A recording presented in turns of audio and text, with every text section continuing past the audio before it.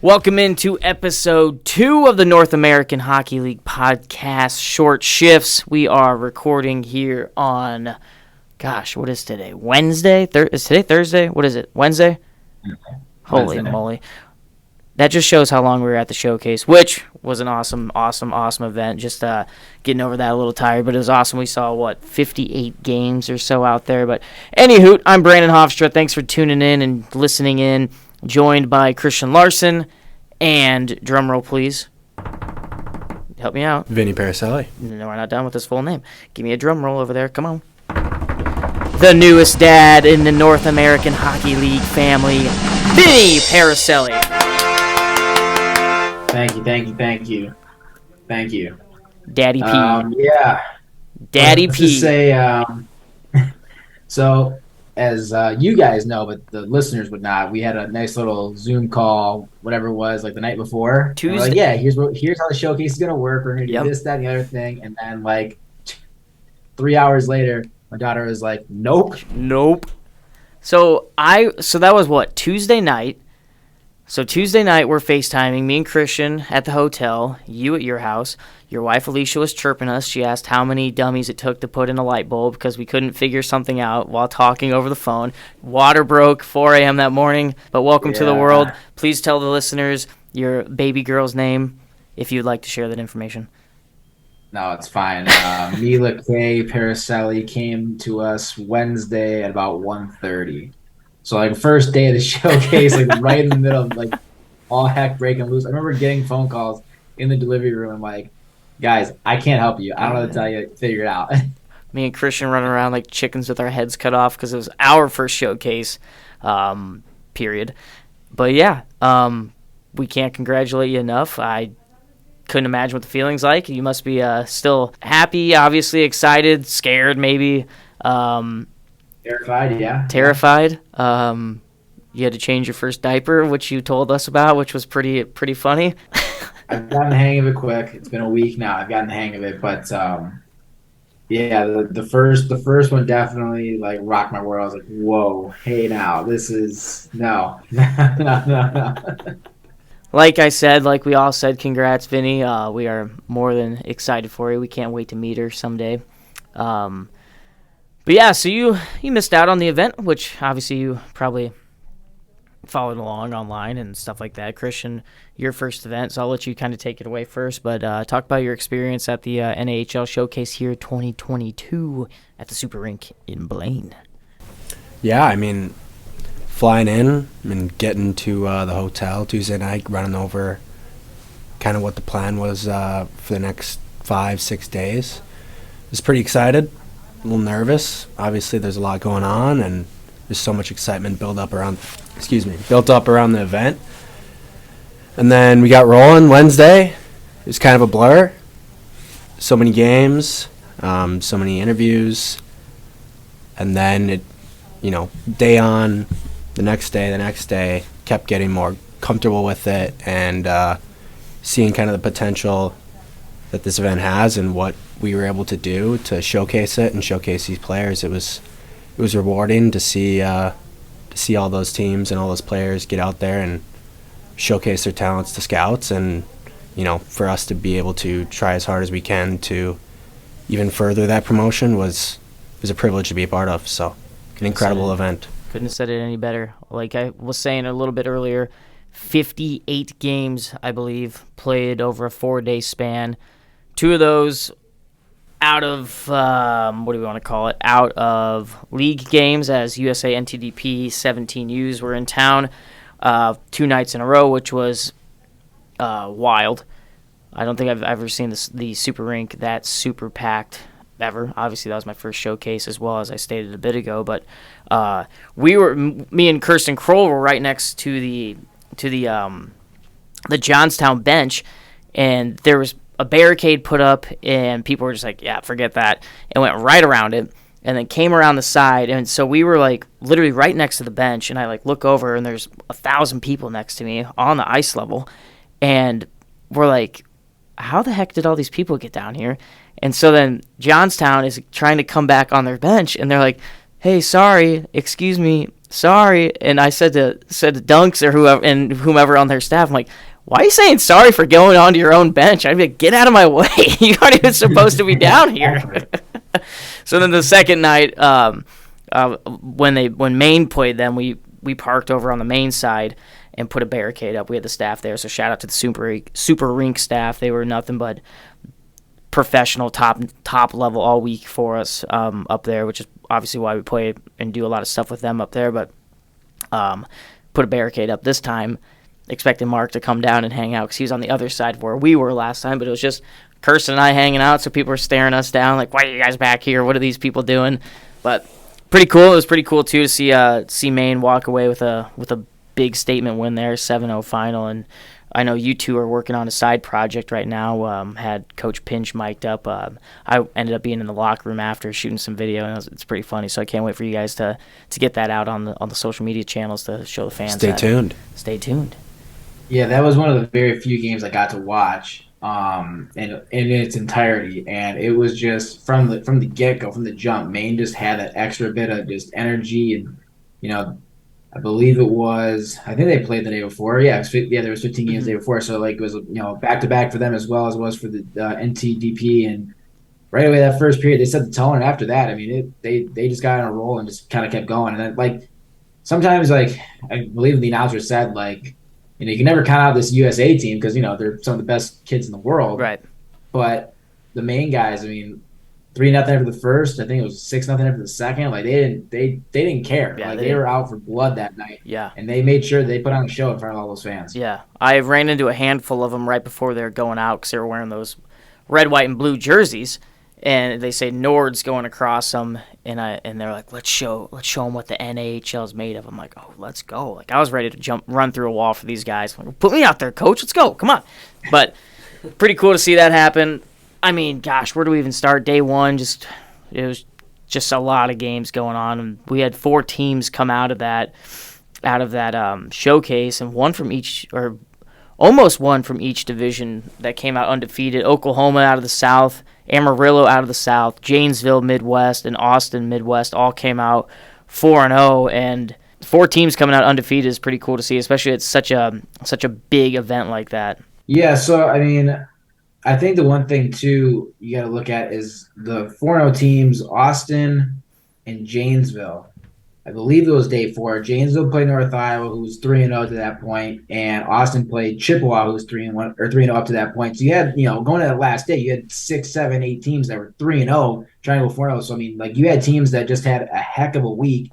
Right. And I mean, I know, it's only 4 games. It's not that much of the season, but I mean, regardless, you want to get off to a hot start. All these games count in the standings, so like you can get 4 wins and get 8 points and set yourself up for a nice start in September, October. Give yourself some cushion if you do have a little bit of a slide, November, December. Like you got to take advantage of it for sure. And speaking of not getting off to a hot start, and we talked to this fella a few months ago, but New Jersey, who we thought was going to come in and just kind of pick up where they left off a few months back in May, comes out of this event, and so far this season 0-5, which I vividly remember their head coach Craig Doremus telling us that last year they came out of the showcase and they didn't win a single game. So it can't be the tell-all, be-all at the end of the day, but like you said, it's also good to get things rolling on a good foot and get moving into divisional play as soon as you leave that building. Yeah, and New Jersey too. So I said what I just said, I guess, about the 4 games, but New Jersey had a weekend last week where they got swept by Maryland, so they're out 0-6. 6 games is 10% of the schedule. Right. And like I said, they got time. You said themselves they didn't do too well last year. The problem I have with New Jersey right now is you look at the stats here now. You got 7 goals in 6 games. I don't care who you're playing. That's not going to get the job done. All right. Then you even looking further. That's 21 goals given up. So I mean, it's just not happening on either end of the ice. You're giving up over 3 a game. You're barely getting 1 a game. That's like it would be one thing if you're losing 1-goal games, right? You're losing 3-2. You're losing 4-3. But your offense is almost non-existent. You already got swept by a divisional opponent, which is never a good start. But whatever. It's one weekend. Right. But to go 0-6 in your first 6 games, luckily for them, The East Division did not take much advantage, and they're only 4 points out of second place, but still not the start you want. Like I said, it's 10% of their schedule. But if there's anyone I feel like can turn it around, I mean, every team's got to have that hangover feeling, right? Every championship team always has that thing, especially, you get those new guys that come in that just think they're just going to become the team that was last year. And that's not the case. You got to earn every inch, especially in the North American Hockey League. Obviously, the play on the ice is important, but it's also important to look good on the ice. I saw all 29 teams' jerseys. Ooh, I knew this was coming. Who would you say would be your top three? Not so much a combination. It doesn't have to be like the whites and the darks, but like top three jerseys from the event in your mind. Okay, well, I know that Maryland only brought and had one jersey, so they had yellows the whole time. Seeing the yellows. That's not in my top three. Top three, I'm going to have to go Wendigo Blacks. Okay. Those are fresh. Shreveport has a new teal with the mudbug head on it. Soupy doing something down there. Those, I'll tell you what, dude, those are nice. And then gosh, I don't know what the third one would be. I'm gonna go Maine. I think the Nords across was cool, and I mean those are my top three. Staying with it. I'm gonna shut up. All right, Vinny's top three. Let's go. All right, I gotta give credit to Anchorage because last year there was so much potential in their darks. They've improved it immensely with the orange numbers or red number, whatever color that is. It's a different color. It doesn't just blend in with the jersey anymore. Solid, different. I like it. That's in there. I like Northeast's blues. I don't care so much for the Northeast across, like it's like a basketball uniform in a way, but like a white crest, like kind of like they had their blacks. I don't know if any of you guys saw their all blacks last year. Yeah. Where it was like black and white Generals logo. They would have done that with blue. I think that would have been a superb jersey. But it sounds simple, but I really enjoy Bismarck's whites. They're so clean. The font cats, it pops through the computer screen. I can read it very good. The diagonal way it's done on the jersey is, I don't want to say iconic, but I mean that's a good look if you do it right. It's a classic throwback look. Cats. What's that? It's like a classic throwback. Yeah, so I'm going to go with the Cats as my one. I'll go, what did I just say? I can't even think of what I just said. Northeast. I'll go Anchorage 2, Northeast 3. If I had to rank them in that order. Christian, what's yours? I think I'm going to steal a bit of your picks. Me or Vinny? Brandon. Okay. Number one, I have Shreveport. Number two, or they're Teals. Shreveport's Teals. Good pick. Number two, I really like Oklahoma's Blacks. Or not, sorry, not their Blacks. Yeah. Oh? They're Blacks. They're Blacks. I like their Blacks. I like the gray. I like them all, yeah. You can't go wrong with the color scheme. Like the gray that they incorporate, that tint of gray is just clean. And plus they went 4-0 in them. So you can't complain about those colors. And then at number three, I got Maine, the Nords. Nordiques. So I stole two of yours, Brandon. That's fine. I'm just a trendsetter. It's nothing new. All right. Well, you two were both at the event. I watched it on the internet. Why? Well, because it being your first event at the actual showcase, what was your biggest takeaway, you think, Brandon? Mine was just how small the actual world of hockey really is. Outside of the play, obviously, of the showcase, which I'll kind of dive into. But I ran into 11 or 12, let's call it, guys I used to work with at my last job that I haven't seen in years, maybe 2, 3, 4 years, came up, and we just started talking like I just saw them yesterday. So that was really cool. Meeting a lot of people is really cool, too. Met a handful of new guys out there. And then kind of the stuff that we did over the summer was really helpful for this event because I got to meet every single coach and have a one-on-one with them. So when going and doing these interviews and stuff that we did all throughout the week, I just went up on a first-name basis. Hey, so-and-so, can I come grab you for a minute? They're like, yeah, Brandon, for sure, blah, blah, blah. I also got dubbed the nickname Hoffs, which I've never been called Hoffs before. It's usually Hoff or Brando or here in the office Branson for some reason. I think that was a misspelling on an email I sent Joel and Blake, but that's something for another time. But it was just like the camaraderie was really really good, and we were all there obviously for one mission, and that's to showcase these kids, which is my biggest takeaway. The amount of scouts and NHL guys and even D3 coaches and stuff like that that were there was incredible. I don't know the overall number of scout passes that came in and out of that building.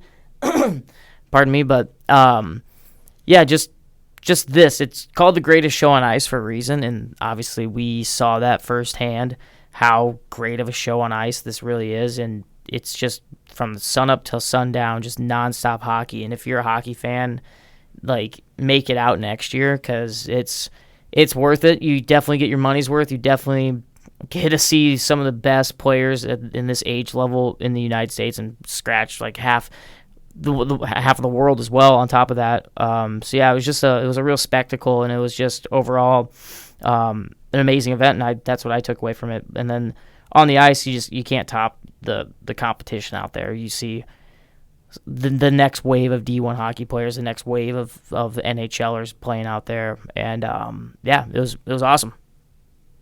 I think I'm going to feed a little bit off of that. My biggest takeaway was definitely the players. Obviously, the level of skill that we saw. This is the first time that I've seen this amount of hockey in a week, especially at this high level. Like, seeing some of the plays that those guys made, I'm thinking about Chippewa's goal. Caden Nielsen, he swatted the puck out of the air from, it almost reminded me of the Duchesne goal when he was at Ottawa like 5 years ago. Like, he's 10, 15 feet from the net, swats it out of the air at his hip. And then thinking about New Mexico's goal, Alfred Lindbergh just... So the toe drag? Yeah, just walking two guys and then faking backhand going, oh, yeah. Yeah. But there was so many of those plays. That's just two examples. What about the shootout where the puck went off the board and then it still moved forward, and then everybody was like, is that a goal or not? Like, that was crazy. Like, no one's seen that, and people had asked for the rules. It was a goal. Puck was still going forward. Yeah, that was unbelievable. Sorry to jump in, but that was you're wild good. too. That rejogged my short memory. But yeah, these little moments of just, either skill or surprising moments. And then, so yeah, you think about the skill that the players have shown, and how professional and how well these coaches are coaching their squad. But then you think of the players also about just the level of professionalism that they have at this age. When they're looking for moving on to the next level to D1 colleges, or they're looking to chat with an NHL scout. Mm-hmm. Like, from what I've seen, these guys are ultimate professionals and so mature, and they're ready to go. Vinny, any takeaways from the couch? No. The biggest takeaway was it's a lot easier to do. I killed both our mics. The work. A lot easier to do the work from your couch than it is at the event. You can just focus on one thing instead of everybody yelling at you to do some other things. So it was great. Just so you know, I walked over 40 plus miles in 4 days. Anyways. I forgot about that. Yeah. Did you guys have the step bets? No, we didn't do a bet. Oh, no, the over-under on steps is something you got to do. Rookie move. Our intern Tyler wore dress shoes one day. They looked fabulous. They looked fantastic on him. He was rocking them. But gosh, were his dogs barking after that. Holy moly. Kid could barely walk. Yeah, I pulled the same move. By day 4, I was wearing sandals. Yeah, he had couldn't hardly walk. Socks on, just kicking it. I got to get some orthos or some inserts for my baby feet. Sorry to cut in. We got to focus on the stuff on the ice. With all those great moments, like you said, comes some great plays and some great players, stars of the week. Let's take a look at the leaderboard. Hunter Jones is in a class all by his own. 11 points in the 4 games, 4 Genos, 7 helpers. No reason Oklahoma is 4-0 after that event with his play. We got Joe Kelly from Chippewa. He had 5 points in 4 games. They went 3-1. Gabriel Westling, 6 points. 6 points at the showcase, 7 on the season. His squad went 3-1. And then Eric Schaaf The Bulls themselves went 3-1. He went 2-0, 2 shutouts, not allowing a goal. Which one of those guys, since you guys saw them in person, which one of those guys stands out to you the most after week 1? I'd say Eric Chafe. It's to start out a season, 2 shutouts, 120 minutes of not allowing a puck past you into the net. That's incredible mental dedication, and you can already see that he's ready to go. Yeah, I'm going to go with that too. Having somebody as a backstop like that, especially with that much confidence at a event of that magnitude, to be able to be unshook and come in there and just play lights out and act as a brick wall is huge for North Iowa, especially this early. First few times these teams are playing together with each other, and if you got a confident guy in between the pipes, it allows your defenders to kind of be a little more loose, your guys up front to be a little more maybe tricky, maybe a little more showy and try to get the puck in the back of the net. But I put Eric as well up there. Obviously, start of the week for a reason, but we're definitely going to see that name a lot popping up this year, especially with the North Iowa Bulls. Yeah, and also first NAHL contest for him in general. He was in the 3HL last year with Mason City, so riding that ladder development up. Okay, we need to speak real quick. I know we talked about Schaefer highlighting him, but also that whole goaltending unit. North Iowa didn't allow a goal until 2:05 of the third period of their final game. I'm not going to do that math right now because I'm going to screw it up, but that's basically 11 periods of shutout hockey. I almost texted you guys and was like, hey, we need to have a graphic ready just in case they pull this off and shut out the whole showcase. Right. But that would have been the most amazing thing I've ever seen. I've never seen anything like that. That would have been crazy. That would have been, yeah. But they didn't even win the game too. They had a chance, and then they lost the game anyway. But still, that's a heck of an effort in front, especially for a team that had as many goaltending issues as they had last year. Mm-hmm. That's a heck of a way to start the season. It is, and like I said, we'll be seeing some big things from him throughout the rest of the season. So, showcase in the books. We'll get ready now for a PHL event coming up in the middle of October, but we caught up with the commissioner of the North American Hockey League, Mark Frankenfeld, and we're going to throw it over to him. Joined here on episode 2 with the boss man himself, Mark Frankenfeld, commissioner, president of the North American Hockey League. Mark, thanks for taking a few minutes here to meet up and talk with Vinnie and I. Vinnie Mobile, of course, but how's everything going? Everything's great. I'm excited about talking with y'all and excited about Vinnie's new addition to the family. Congratulations. We missed you in the showcase, but totally understand.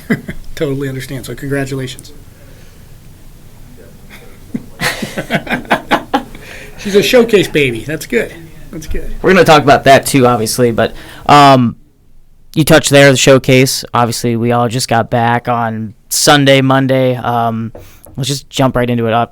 Prior to this, Vinnie and I were talking about the showcase itself and how crazy it was out there. But just talk about from your standpoint this year, which kind of blew past years out of the water in a sense.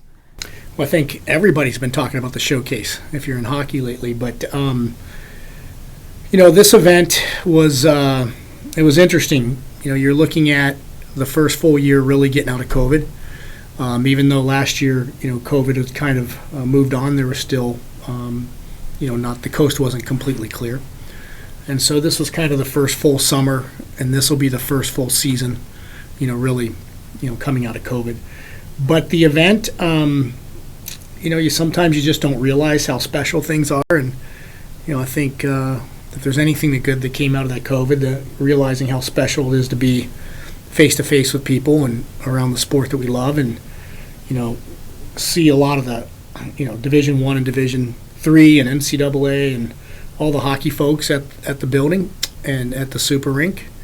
And a lot of those folks, I've been doing this for a few years, so a lot of those folks are really good friends of mine that I've crossed paths with or coached hockey with or just been involved in discussions at events over the years. And it's just wonderful to see everybody. The atmosphere of the Scouts was fantastic. I mean, this is kind of the start to their year.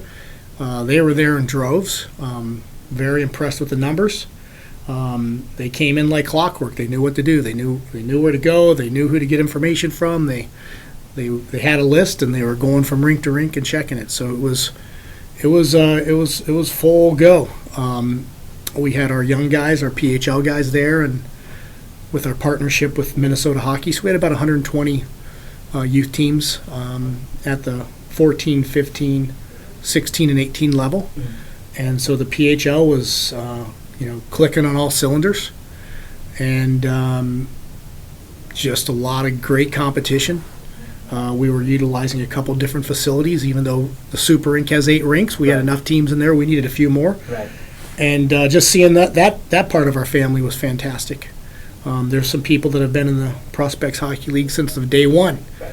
And so it was really cool seeing all those folks. And then, I think an interesting component that we've really embraced, probably more so than anybody else lately, is the officiating program.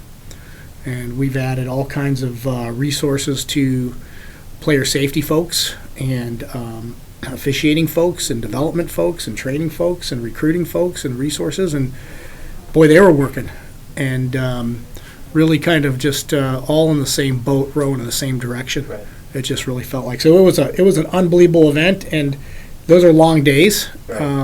I don't put as long a day in as you guys do anymore. I pretty much have done almost everything you guys have done, except the social media digital stuff. That wasn't my cup of tea. But those are really long days. But like for me, it's sad when it's over. Right. Just so much fun to be around the players, the teams, It is. the coaches and scouts. So it was awesome. And of course the staff, you guys, our North American Hockey League staff, is second to none. And wow, I'll tell you, they just killed it. So when you got the rink and the teams and the staffs and our staff and the coaches and the scouts and the referees and everybody doing what they do in Minnesota last week, it's greatest show on ice. Right. Period. So. And you kind of touched on that too about seeing people who you haven't seen in a long time, and me with my background prior to joining here, I mean, I ran into 11, 12, 13 people I used to work with that I haven't seen in years. Pat Cullen being one of them, a few scouts out there, some buddies that are some coaches. So, like you said, kind of the greatest show on ice, and it's really cool to get the hockey world. You don't realize how small it really is until you have such a big event like that where everybody in the world of hockey pretty much is in one spot. So that was really cool, too, for me to obviously be working my tail off, and thank you for the 4 hours off of work that we got this week, and we're back at it. Did you take all 4? No, I don't know. I haven't slept yet. What are you talking about? Perfect. Unlike Vinnie over here, he's been sleeping nonstop. You wish. You wish. Yeah. Like you guys touched on, I was not able to attend the event, unfortunately. But Mark, you've obviously seen it grow to what it is now. Just, I guess, walk us through how it's gotten to this point. I mean, obviously, North American Hockey League's was the 19th one, I believe, this year, if my math's right. The PHL has been around for 13, 14 years. I don't know the number off the top of my head, but I mean, you were at, you had the NA there, then you had the NAP, and I know it's blown up, and you've kind of scaled it back in just to be able to control it a little more. Just walk us through how you've gotten it to where it is now.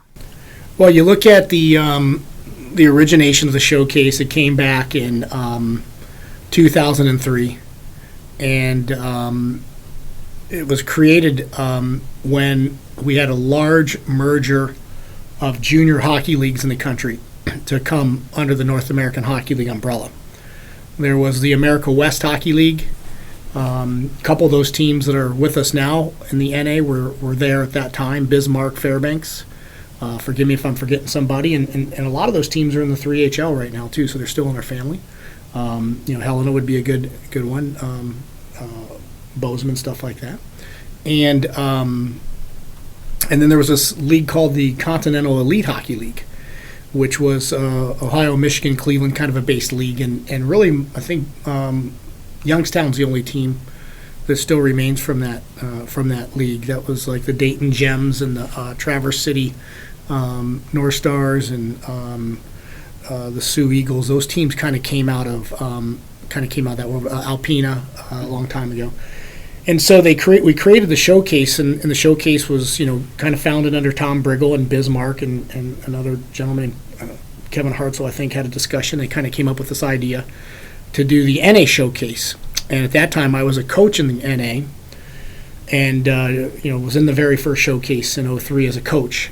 And then that team that I was with, because of the merger at the time, didn't make it to the following year, and that's where I got hired in operations in the league. But the reason why the showcase was created is so you could have these teams that played in basically different divisions be part of a league so they could cross over and play each other. You can't really have a league of teams that never, cross over and play each other. So the showcase was the intersection point of all the different teams. And that's why when you go to the showcase today, you don't see a lot of playing teams within your division. You're playing teams from other divisions. Right. The following year, as I was a hockey operations guy, we had ended up moving the office back to Dallas, and I was coaching youth hockey here with one of the local teams. And what I had like the second or third team in town, and trying to recruit against all the big boys and the Dallas Stars Elite and all the other good stuff. And I was trying to utilize the ability to get players exposed and onto the North American Hockey League. And so at that time, as the operations guy for the NA, and at the time the Super Rink only had 4 sheets of ice, there was a little bit of extra ice to bring in a 6-team hockey tournament at the youth level. And so that's kind of where the showcase evolved. And, during that time when I was coaching midget hockey and also working with the league in the beginning, we would schedule, I would work on having these little mini tournaments, and the Cleveland Barons were in the league at that time, and Mahoning Valley was in the league, and I would work on these little mini tournaments at those places too. Yeah. And so in years shortly thereafter, the Super Rink went from 4 sheets to 8 sheets, and that really gave us the opportunity to have a really large youth presence, and that just has kind of grown over the course of time. With the NAHL coming in and kind of building the showcase first, and it being the intersection of all the divisions, what the battle was early in those days was who would go first. Would it be the USHL? Would it be the BCHL? And then kind of there's a battle there, because that's before there was really Tier 1, Tier 2. It was Junior A, and everybody's in the Junior A bucket. But ultimately, the North American Hockey League and that separation that was created within USA Hockey, the Tier 1, Tier 2, we became very comfortable in our skin. And right now the NA Showcase can go before or after the USHL. It really doesn't matter. But over the course of time and all the work that was put into and all the resources that our owners put into it, the brand's developed into a pretty strong brand. And with what we do with all the youth at all the different levels and how we treat them, and everything we do is about the mission of players playing hockey and ending up in college. The showcase has just kind of evolved into that must-see event that everybody's going to be there, and the level of play, the level of atmosphere, everything is just fantastic. You kind of touched on it too a little bit prior to joining here the North American Hockey League. Your coaching background, which I have here a little bit, Cleveland Barons back in 1992 to 94. Yeah. Miami, Ohio as the assistant coach from 94 to 96. I think Buffalo State, NCAA D3 assistant coach, 96, 97. Back to Miami for the ACHA team, the D3 team from 97 to 99. Break into the 2000s with the Texas Tornadoes, which I'm sure you have plenty of stories working with those guys and working there. Yep. We got some ex-employees here as well. And then the Dayton Gems, where you said that ended up not coming to fruition in a sense, and then moving into the league aspect of things. But kind of give us like a quick rundown of your coaching career, and mix in maybe some fun stories from any of those schools. And then we also have a note here, a key, very, very, very key note, italicized, bolded, and underlined, how you met Alex Curious. Yeah, that's probably a good story too. I just to go back, not all the way to the beginning, but I wasn't a hockey player. I grew up in a kind of a non-hockey area, Midwest, Southwest Ohio area, and I think really found hockey when we got the gold in 1980. I remember taping up sticks and broomsticks and stuff in my garage and going out and playing in the street and stuff like that. So that was kind of really what kind of started to push me into that direction. And then ended up having a knee surgery, so I wouldn't get a letter in high school. So I had to figure out a way to letter from my mother, and it was either in wrestling or it was in hockey. And wrestling, I was big enough that at that time they didn't have all the separation of weight classes, so I was in the 200 and above. I could have been wrestling, the great kabuki or whatever, and that just didn't make a lot of sense to me, starting in my junior year. And then the other option was hockey, but the problem is I never really skated that much. So, but I got into hockey, and I used all the, I was used to working pretty hard being in football, and had a lot of success, not necessarily on the goal side, but just being part of the team and working hard and being part of it, and got into coaching at a young age, so just absolutely loved it. So when I was going through my coaching days early on and being a late bloomer or late starter in hockey, I was looking for any job I could get, right? It was something I had a real passion for, and I wanted to really go after it. So I did the local high schools and the local youth stuff, and through all the coaching stuff, always had success, I guess, limited success on the ice based on the team and where you were and stuff, but really had a lot of success with just team cohesiveness and relationships and getting along with people and kind of building. So got the opportunity when the Cleveland Junior Barons got their entrance into the North American Hockey League. Yeah. To go up there, and I don't even remember if I got paid. It might have been like $1,000 or something. But went up there and you get a job and you go do everything you possibly can. And so I spent 8 months in Cleveland working for a guy who's no longer with us on the earth anymore. Tim Alexander. Learned a lot of neat things from him, and try to and any coach, you try to take the good things and learn from the good things and the bad things, right? But I thought he did a really good job as a coach. And then from there, I was really, because I was, doing this, because I was kind of paying my way through school and working and going to these different towns for the hockey season and trying to have going back to a base to where I could finish my degree. I was really focused on getting a 4-year degree, and it was in psychology, so I could actually go to Miami and get a full-time job with Miami. So I had to get it was kind of a degree qualification type of thing. So then I got the opportunity to get to Miami of Ohio, and I think that year I was the first 2 years I was there, I was with the D1 team. Mark Mazzolini was the head coach. I don't believe Mark's coaching anymore.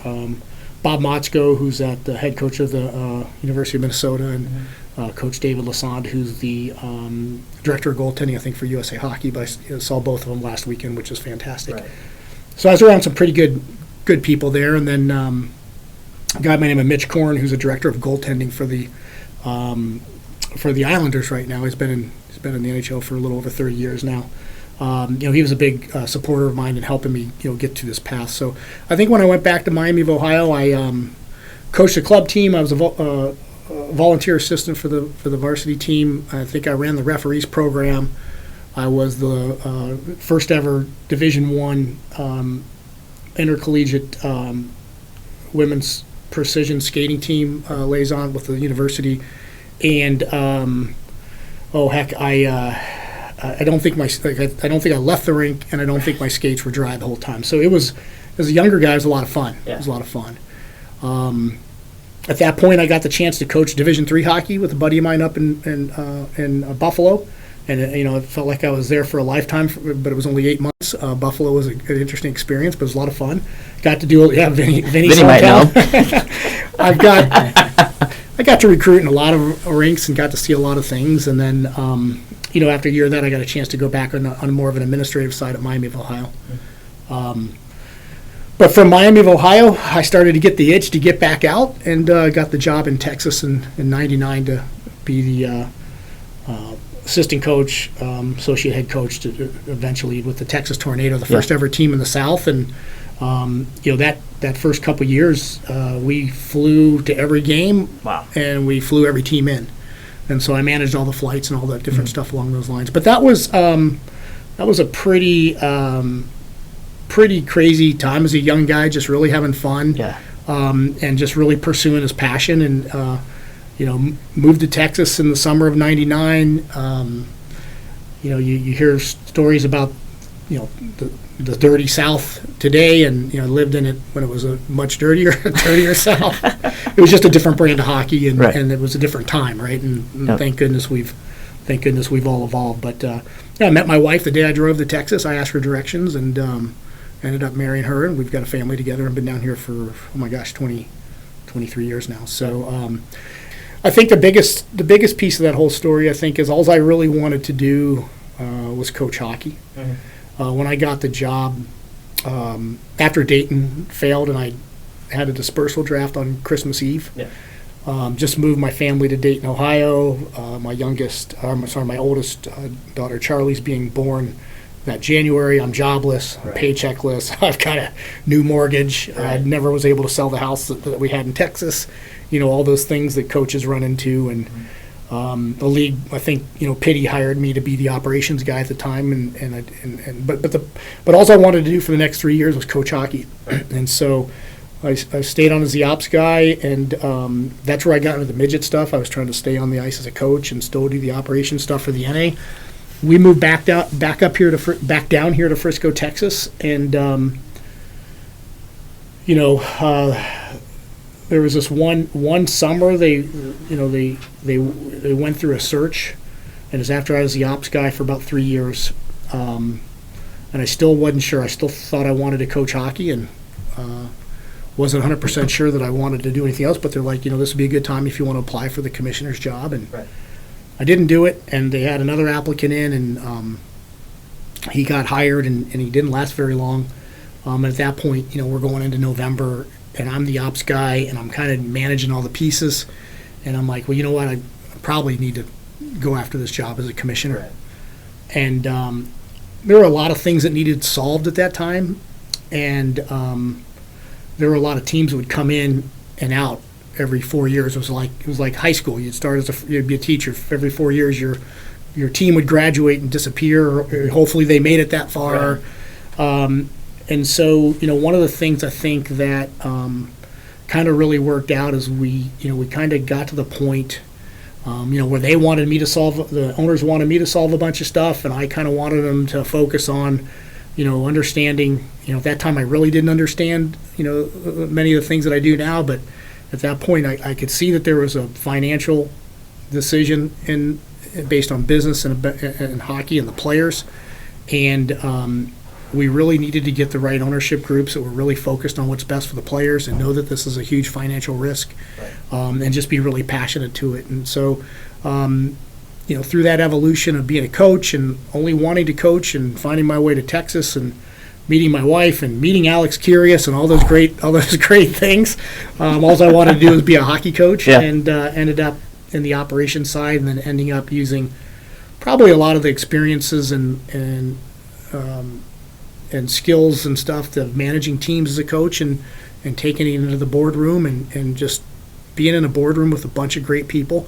And they're just like a hockey team. They want to do their best, and they want to put their best product on the ice, and they want to be successful, and they want to be, they want people to look in from the outside at them very well. And I think over the course of time we've done a good job of building through that. But through the hockey side, I would say learned a lot everywhere I went. Learned from good and bad of coaches, and got probably way too many stories to tell. Way too many stories that don't need to be told. And probably way too many stories that wouldn't be that interesting to tell. But met a lot of people, met a lot of great people, and in this role, I think the hardest thing is you're not like emotionally entrenched in the adrenaline of a team.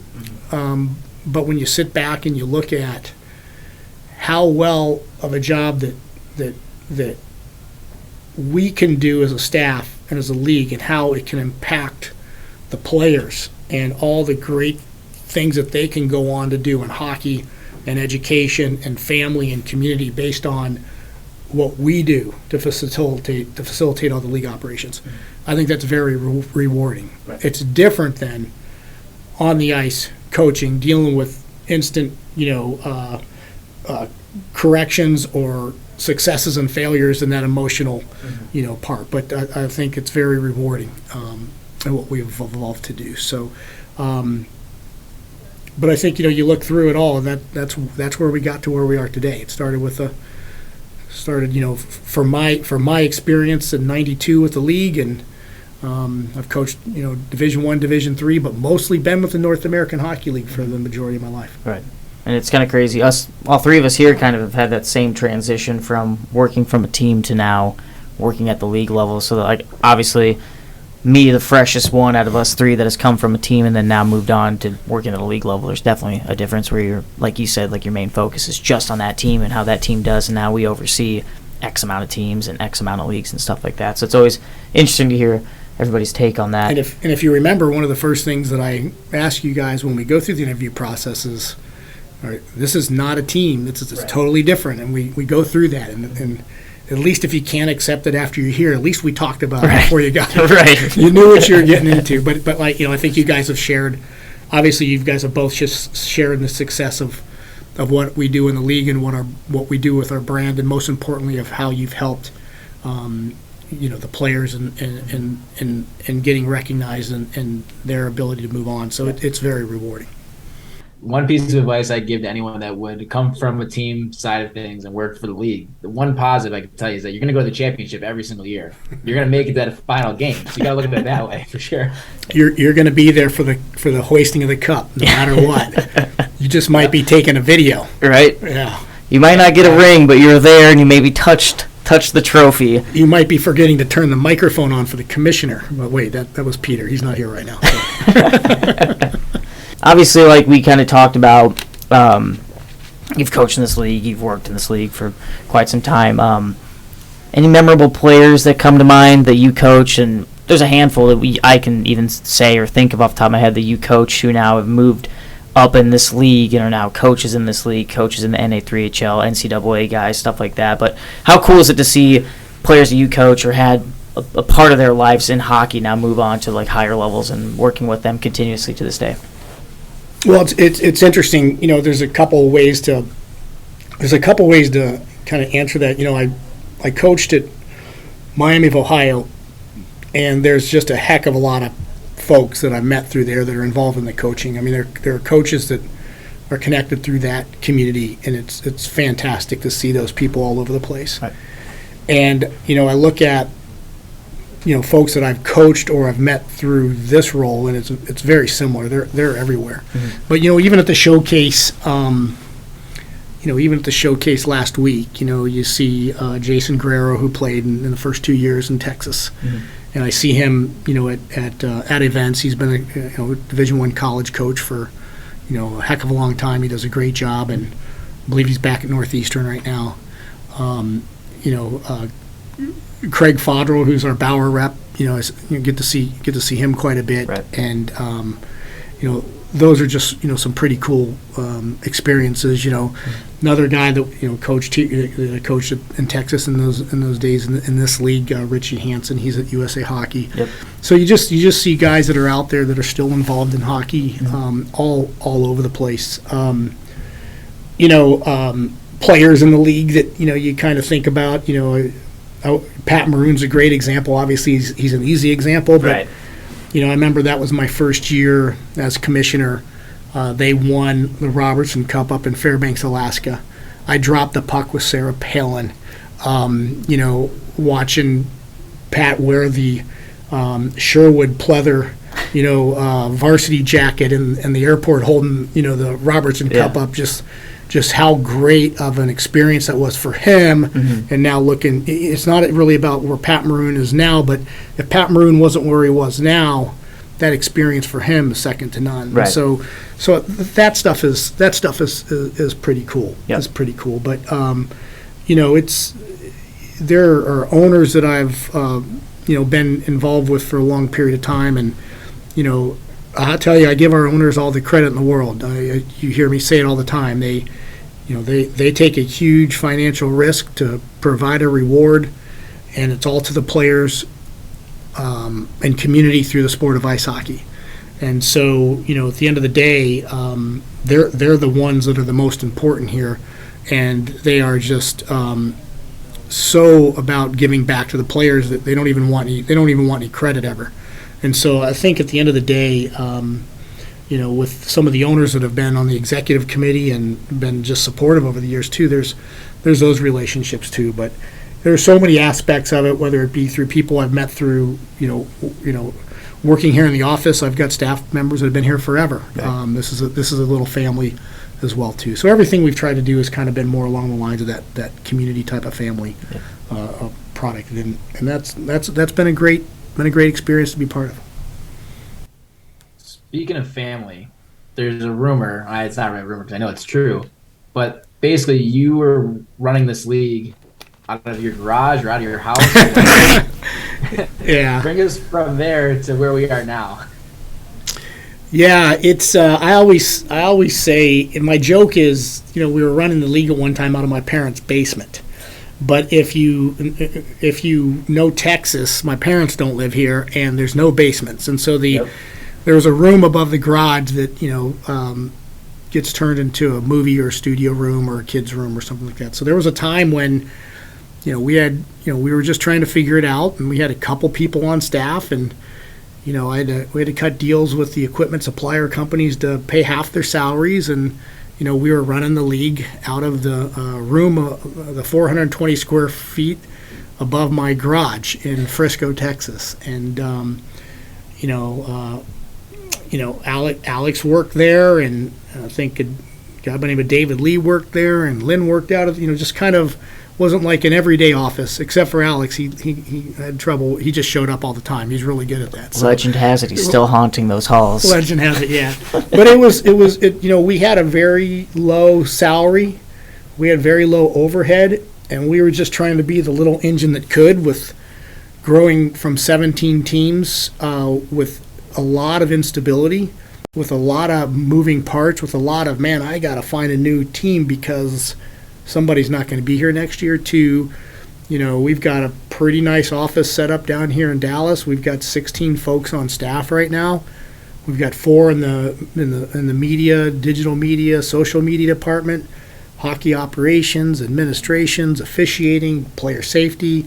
We've got 16 people that the owners are fully vested in, and we're ready to, continue to stabilize the 29 teams in the North American Hockey League. And the I don't even know how many teams we have running through the Prospects Hockey League at the Tier 1 level, and then the Showcase level, and then the Fall Division. I think if each time a team comes through each year, it counts as one. We have about 700 teams come through all of our events there, and then our 34 teams in the North American 3 Hockey League. So it's been an unbelievable evolution. It's all been done because of the support of our owners, and putting me in a position to be successful, allowing me some ability to lead a little bit, and also to collect and great staff that you guys bring to the table, and everybody kind of works together on the best idea to get it done. So it's been a heck of an evolution from the beginning, and I think the brand is pretty strong right now, and I think our owners deserve it, all the credit they get, because they've earned it. They put the time and the money into it.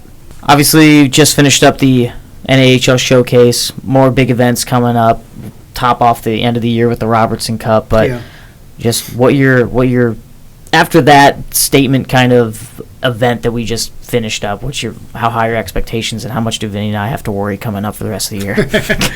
Well, that the event is unbelievable, and it is the Super Bowl up front, so it's a little different, but we've got a lot of work to do, and we're feel fortunate we're the ones that get to do it. We've got 11, I think, youth events at the PHL. Our members in the PHL wanted us to have events for their younger teams, so we're actually operating some younger events. And I think what's important about us being involved in the youth and us being involved in the off-season combines is we try to educate, the players and the parents along the way. There's a lot of different services that are being sold to them. There's a lot of different things that they feel or can be made to, or just the environment they feel anxiety about going to or buying into or being part of. And we just try to provide true resources without any other mission except to promote what's best for a player to develop and advance to college. So I think it's good that we're involved in those particular events. We have in the NA, if done in the NA, we have was saying that then in the 3. So if in the NA there's a showcase, then there's a showcase in the 3HL. If in the NA there's a top prospects, then there's a top prospects in the 3. If in the NA there's a championship, then there's a 3. And if there's a internal tender structure or player advancement structure, then that just continues to transcend. And, the NA3HL is becoming a much stronger league than it ever has been. It's a big part of the owners and the people that we have in the league, but it's also part of the resources that the NA's putting into it. It's a destination league, and I'm looking forward to their showcase, the 3HL showcase in December, and I'm looking forward to the joint top prospect tournament in February. We're adding a PHL team to it, so it can be a 16U, can be an 18U, but a young guy that deserves to be there, not only to compete against some different competition and some older folks, but there'll be a couple hundred scouts there. There'll be some all NA teams, all the NA coaches will be there, and there'll be USHL coaches there. So another value for the 3HL already enjoys it, but now another value for the PHL. Mm-hmm. And then just continue to refine the events and, just try to do what's better to the players that are, entrusted to us. It's the most important thing as we move forward. The ladder of development. Heck yeah. The League of Opportunity. Yes, sir. Well, Mark, we appreciate your time, taking some out of your busy day today. Vinnie, any last word? Thanks for getting through the showcase without me. We missed you, Vinnie, and we're looking forward to you getting back. So, but we're excited for you. Looking forward to getting some sleep at those events, too. That's what they become for you now. Awesome. Well, Mark, we appreciate you again. Thank you so much for joining us. You bet, guys. Keep it up. All right, we want to thank again Mark Frankenfeld for joining us here on Short Shifts, again here on episode 2. Thanks to everybody tuning in. We'll be back with our next episode. That'll be episode 3 coming out. October 6th is when the next episode of Short Shifts will be coming out. So, again, subscribe on Apple Podcasts, on SoundCloud as well. Episode 2 in the books. Any final words, boys? Well, I mean, outside of missing the showcase, it was good. The showcase, not that I'm sad I didn't get to attend because obviously I had a little more important things, but the showcase, like you said, you touched on a little earlier, Brandon, it's a place where you see all these people that you haven't seen in a long time. It's the only time of the year where we get all 29 North American Hockey League teams under one roof. So For us, this is the only time we're going to see a lot of these players in person. So it's nice to, have that camaraderie, see these guys, and see the hard work that goes into all these games. Because we just, we sit in our office, we sit in our apartments, we sit, hanging out on a Friday, Saturday, just watching the games and making sure, things are going well. But like to see them, the preparation, the mental fortitude, the goaltend. I mean, who doesn't love a good goalie? Just bouncing stuff off the wall, then he's just kind of sitting there with a little twitch, and you get that excitement back, right? That adrenaline rush of being at the rink. There's nothing else like it. To see it 58 times is something else, to say the least. The whole time we were there, I was like, am I going to wake up from a nap? Like, I didn't believe that hockey was back, but hockey's back, baby. Full force. The NAHL is back. The NA3HL is back. The NAPHL is back. And we're back in 2 weeks with our next episode. Thanks for tuning in to Short Shifts. I'm Brandon Hofstra, joined by Vinnie Paracelli, Christian Larson. Again, you can catch all the episodes on iTunes, podcasts, and SoundCloud. Thanks again for tuning in.